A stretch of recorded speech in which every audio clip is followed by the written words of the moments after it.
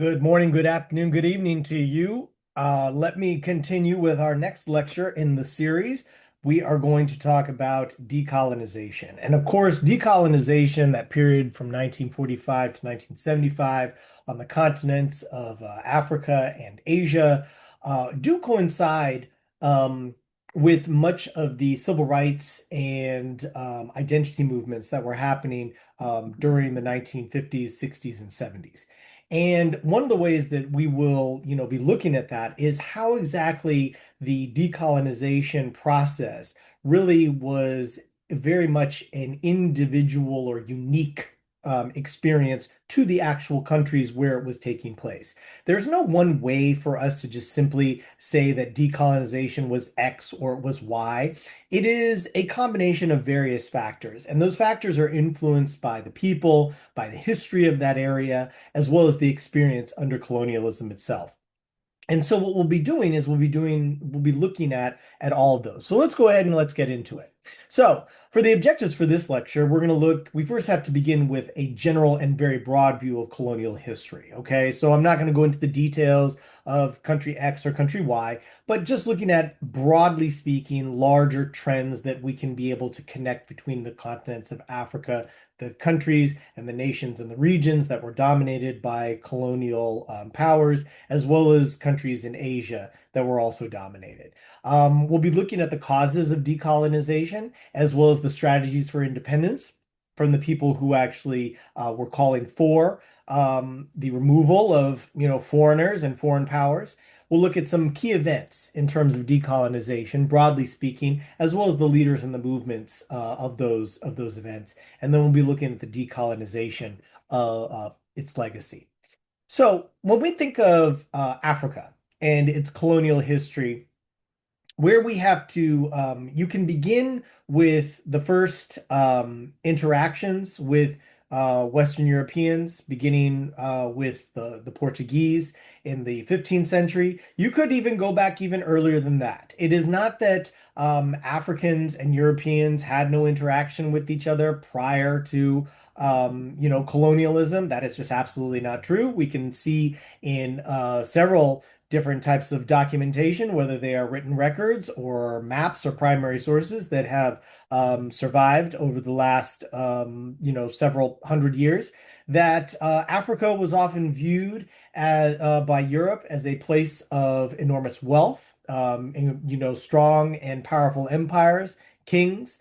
And, so we have to recognize that, Africa in the image of, how Europeans saw Africa has certainly changed over time. And those changes have largely reflected, economic ideologies in Europe, whether that is mercantilism, whether that is, market systems, whether that is going to be ultimately the slave trade, right? We need to understand that there is a dynamic, that it's never just all or one thing, but it is a narrative that has been constructed over time and in the ways in which Africa has been, considered in the minds of Europeans.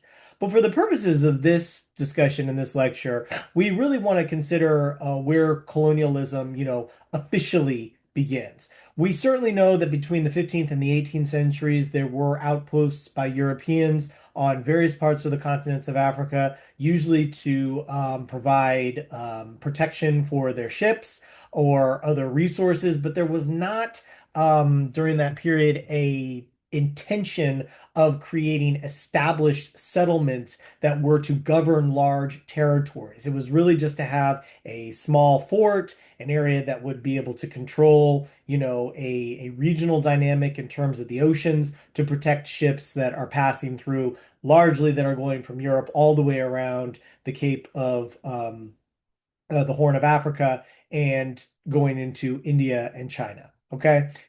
But what really takes place and what changes that dynamic is that when we get to the 19th century, the ability to hold regions under your control, under your command as a country was really seen as a status symbol, right? If you were able to control large swaths of territory and to use that territory for your own exploits, that gave you standing in Europe. And so what we see by the 19th century is that there's an effort along Western European leaders to actually carve up parts of Africa and Asia.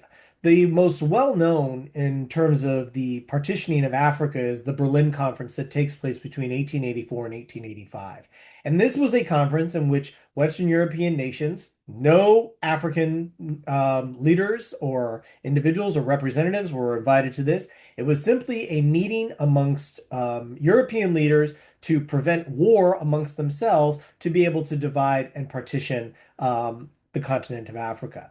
And in this, what you have is you have various regions, various countries, excuse me, and empires gaining territory and simply being given territory in Africa. It was literally the continent was partitioned up like you would think, like a cake.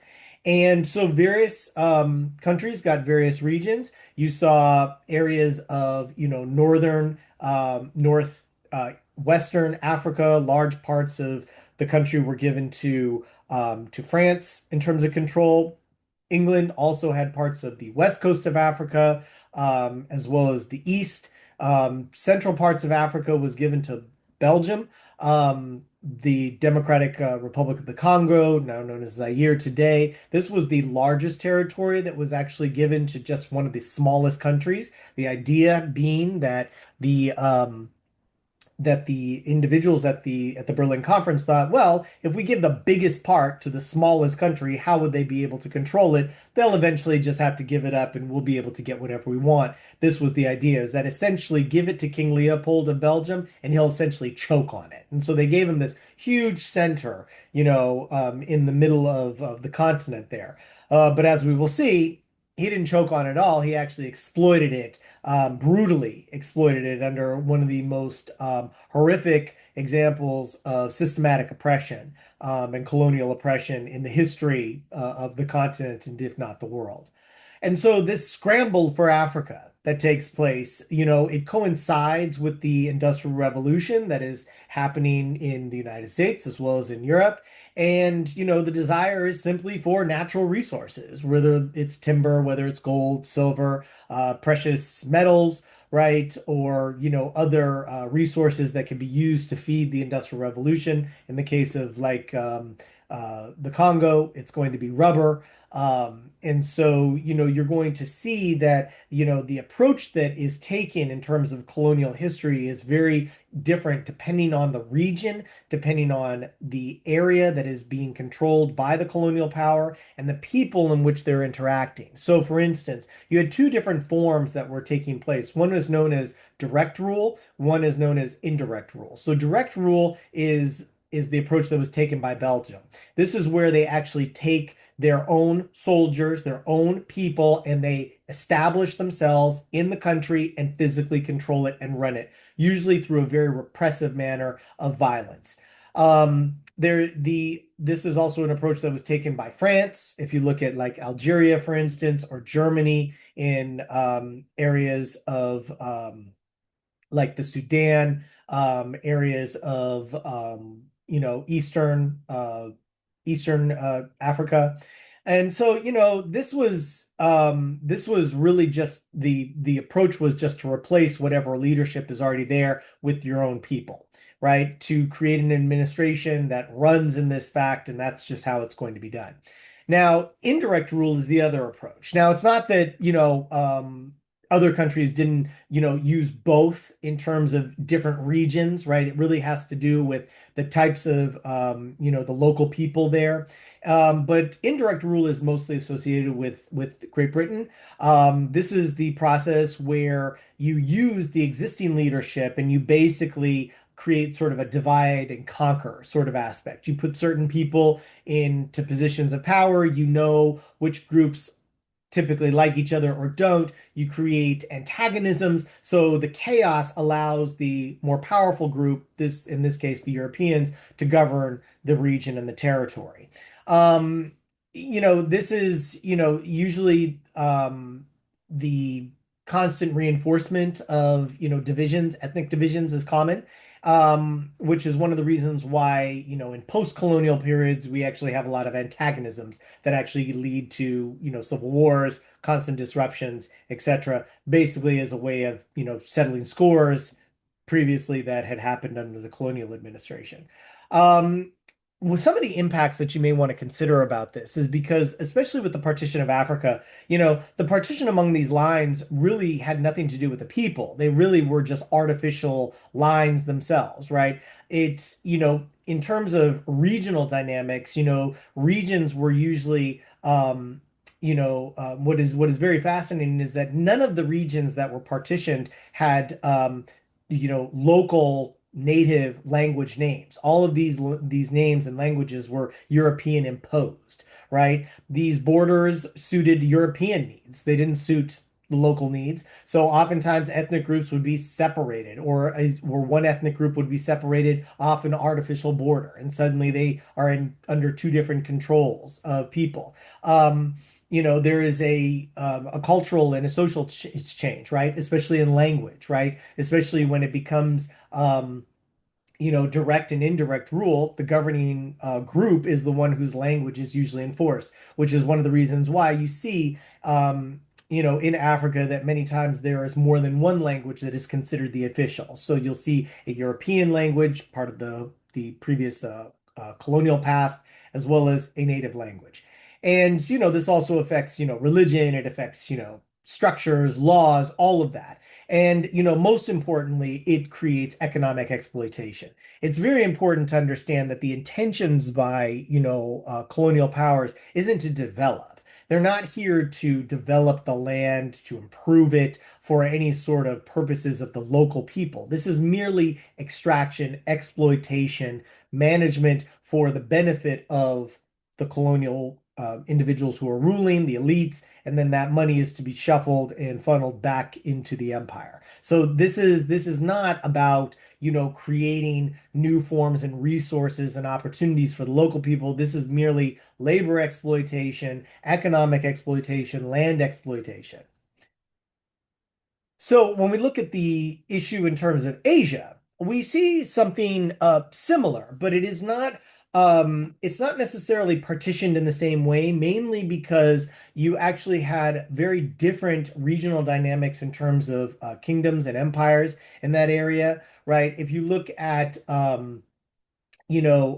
like India, for instance, the approach in this area was really to be really to be able to overpower the current leadership in the area. So this would be like the Maharaja, for instance, right? Who exerts control over huge, vast swaths. So, you would have colonial administrations who would make relationships with these individuals, can create, a dynamic of laws and systems that would be able to govern these regions, but also would be reinforcing those, ethnic, conflicts, differences between people, languages, as well as religions, right? So there's a reason to keep people separate for the purposes of governing the area, but not necessarily giving people, independency or the opportunities in which to fundamentally rule independently of the British.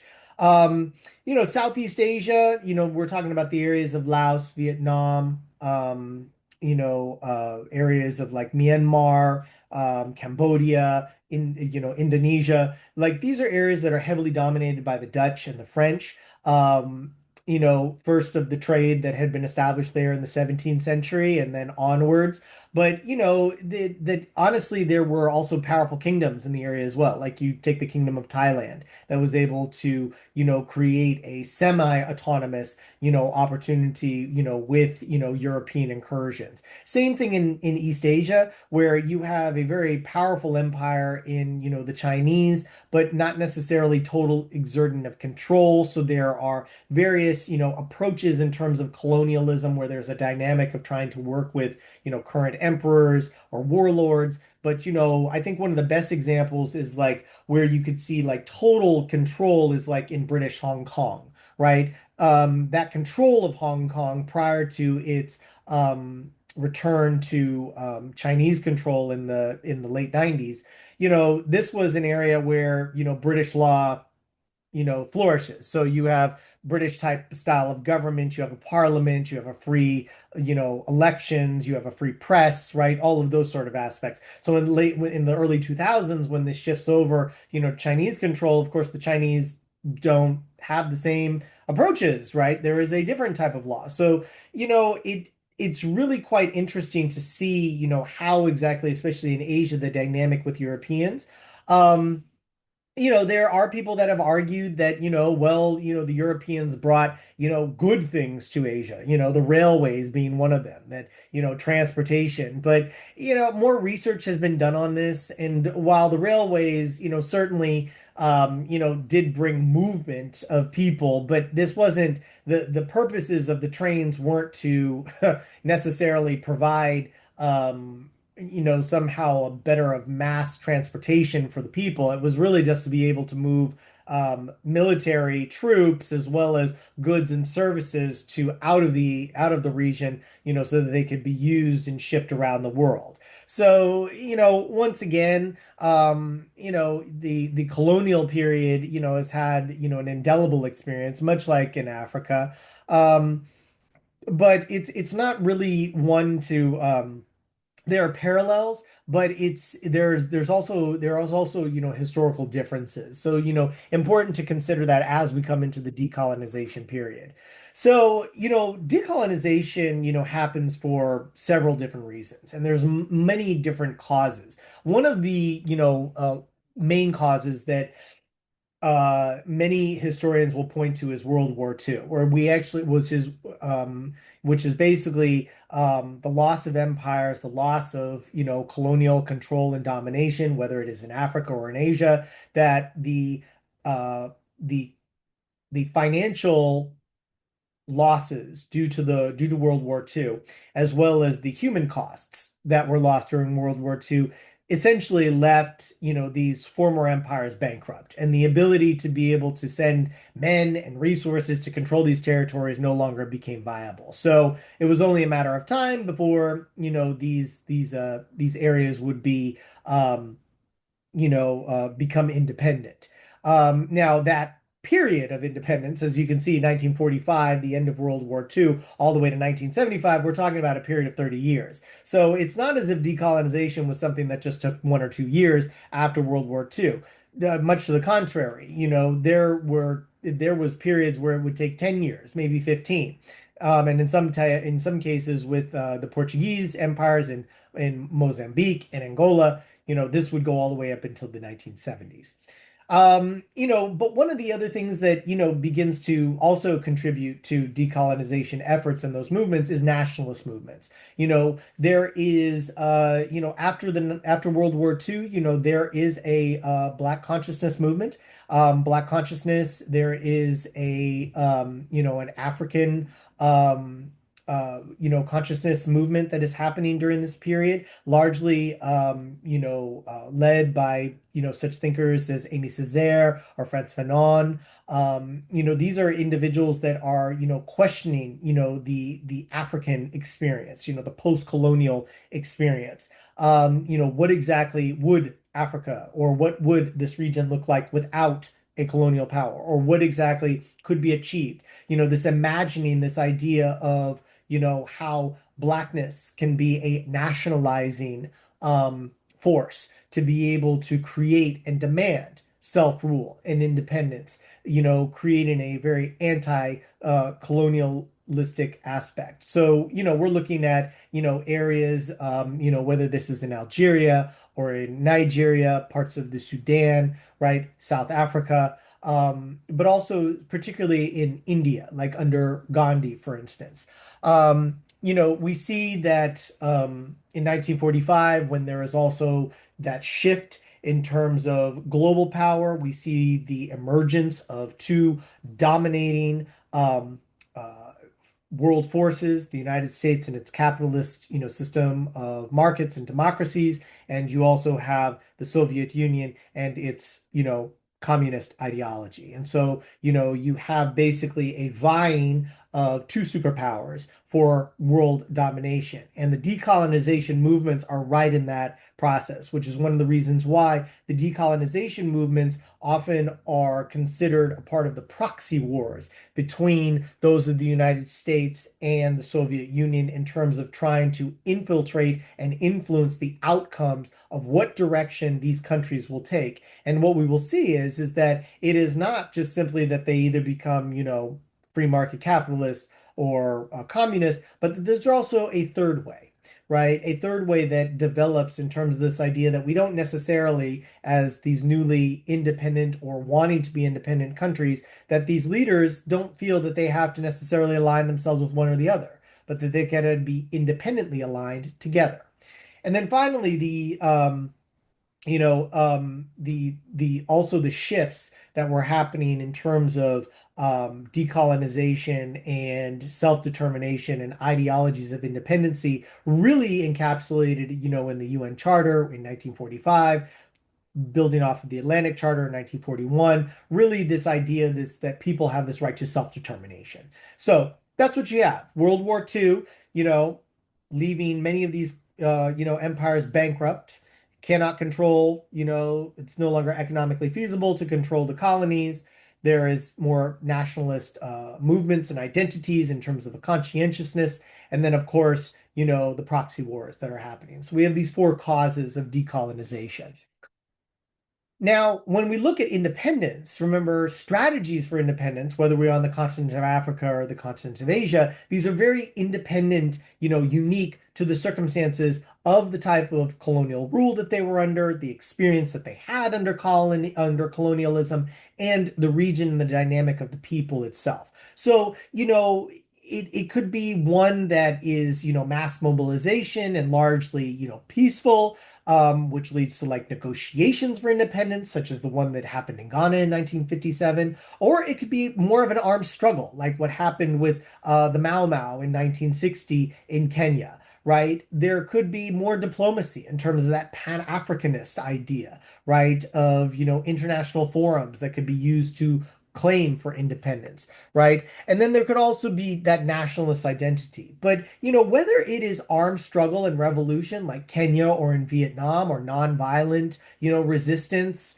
such as in, in India, right? The key with all of these strategies is that there is a fundamental identity which is developing in terms of a conscientiousness that is fundamentally moving a behavior towards independence. Now, whether or not that is something that can be discussed over a table of equality for largely peaceful terms, or if it's one that has to lead to an actual resistance, right? Like we see with in Kenya or in Algeria against the French, right? It just depends.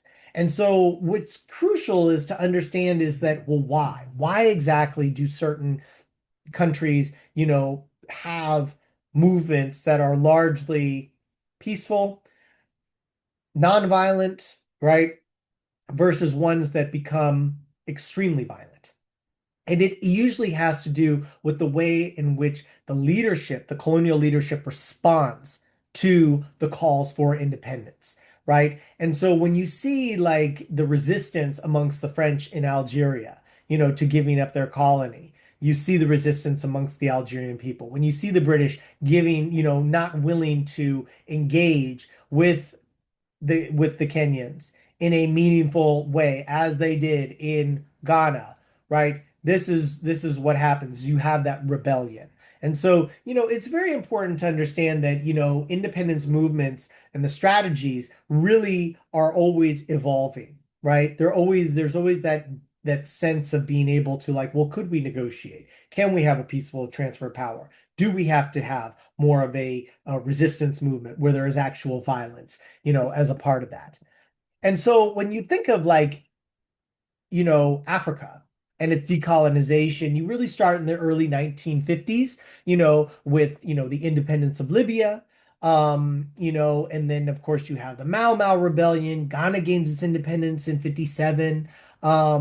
And then of course, when you have by 1960, 17 countries, newly formed countries, such as Nigeria, Somalia, Togo, these are countries that, really encapsulate this possibility that, these countries can become independent, self-governing states, right? But you also have other issues. You have like the Congo crisis in 1960 when, Belgium, after creating an extremely oppressive and violent control of the people, and creating extreme divisions amongst the local ethnic groups there, suddenly pulls out of the colony, leaving many colonists, these are Europeans who are there to fend for themselves. Violence erupts in the country, and largely it descends into a civil war, right? And this is there was no peaceful transfer of power. There was no discussion of this. This was just simply, well, we're out. You want independence, good luck to you. Best of luck. And the residuals of the violence that was perpetrated under Belgium, King Leopold, since, the 1890s is still very much, evident today, whether it's, in the continual civil wars that break out regionally in the country, if it is the roles that the United States has played in terms of, assassinating various leaders, creating, inputting dictators, creating corruption and chaos so that, continual neo-colonial behaviors of extraction of wealth can be done, right? There are many examples of how violent this process of decolonization is, right? Portuguese colonies, apartheid in South Africa. These are all examples of the legacy of how decolonization it is and can be a very violent response, as a response to a violent act. There's nothing peaceful about being colonized, right? It is the removal of your language. It is the removal of your rights. It is the removal of your freedoms, your ability to move, your ability to be able to dream or to be able to create, right? Because you are under the guide of an oppressor who is an alien power. When we look at, Asia and that decolonization process, very similar, happening right after 1945. And, you look at the partition between India and Pakistan in 1947, the fight that Vietnam went through with the French after they reasserted their power after World War II and beat them in 1955, but then the Americans come in and there is that separation and partition, and that will carry all the way until 1975. So, when you think about these aspects, there are continual violent outpourings of resistance. But you also see, that third non-aligned movement that happens in 1955, where you have Asian and African leaders coming together to resist this idea of aligning oneself with either the Soviet Union or the United States, that there was actually another way called the non-aligned movement. And this was an example of, what could be done to resist colonialism as a unified group to be actual to come up with a third approach to creating independency that didn't necessarily have to involve aligning yourself with one of the two superpowers.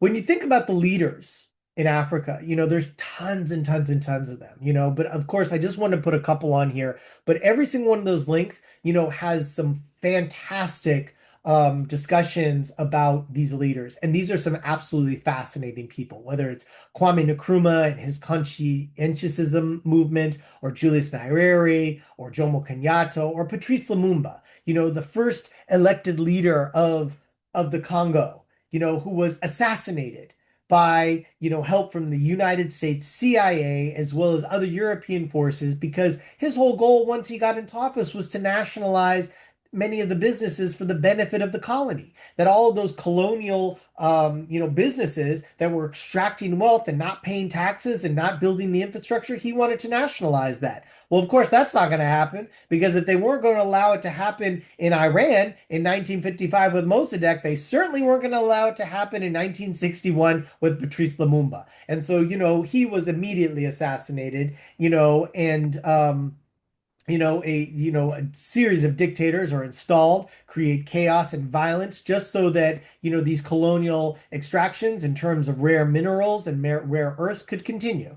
And so, take a look at some of these individuals. I'm sure many of you have probably heard of Nelson Mandela, but there are other people like Ahmed Toure. I mean, his ideas of independence in 1958, absolutely fascinating in terms of, Black consciousness. And, to think about even some of the policies that were coming up, like with Julius Nyerere and the Ujamaa movement, him coming up with this idea of Harambe, which means to pull together, right? To create new systems of organization, of economics, to create more of a buy-in so that it wasn't about exploitation, it was about unification and the pouring in of good for all people. Right? These are fascinating ways that really reflect, African culture and African heritage, but with a modern sense of independence and, opportunity for self-governance, right? That doesn't necessarily align with either of the two superpowers. Same thing with Asia. These other leaders, we of course know Ho Chi Minh, but maybe you're, aware of Gandhi. But take a look at Sukarno in Indonesia. His ideas and his diplomatic struggles against the Dutch and his speeches are fascinating. Kim Il-sung, as much as, the damage that he did to North Korea, because he's dead, but his grandson is currently the leader there. It's fascinating to see how he was able to culminate and to fight against, the Japanese using, Russian help. And so, take a look. There's some fascinating links there, and to see, how exactly and why exactly, the self-assertion of independence, was so much imbued in these people who were fighting for it. And so I really want you to take a look at that. So of course, there's extreme impacts of decolonization, but probably the most important one that I want you guys to really think about is how decolonization created further global inequality with these new nations in terms of the forms of neocolonialism. And where I want you to really think about this is not just in the fact that these two world powers, whether they be the United States or Russia, really use their influence to be able to limit the growth and development of these former colonies. That Western European countries weren't interested in seeing Ghana do well, or Kenya do well, or South Africa do well. And so you see many of these countries, these Western former colonial powers limit the opportunities for development. They would withhold finance, they would pull out resources, they would do blockades, they would put tariffs, right? They would make it very difficult for these countries to be and operate self-sufficiently because they were operating on an uneven economic plane. And neocolonialism behavior, this idea that, just because you're no longer a colonial power that has a presence in our country physically with the government, doesn't mean that you don't have influence over current government leaders or the businesses that are there. And so when you think about that, when you think of this new process of still extracting wealth and extracting resources, you are still behaving in a colonial manner that limits people from being able to truly benefit off of their own labor, their own know-how, their own ability to produce for themselves, for their people, for their country. But why would a European country want competition? Why would they want to have an opportunity like that? That certainly doesn't benefit them. So just because there was independence doesn't mean there wasn't further exploitation, And so take a look at that, especially with the neocolonialism and that opportunity. In that aspect. But if you have any questions or any comments, please let me know.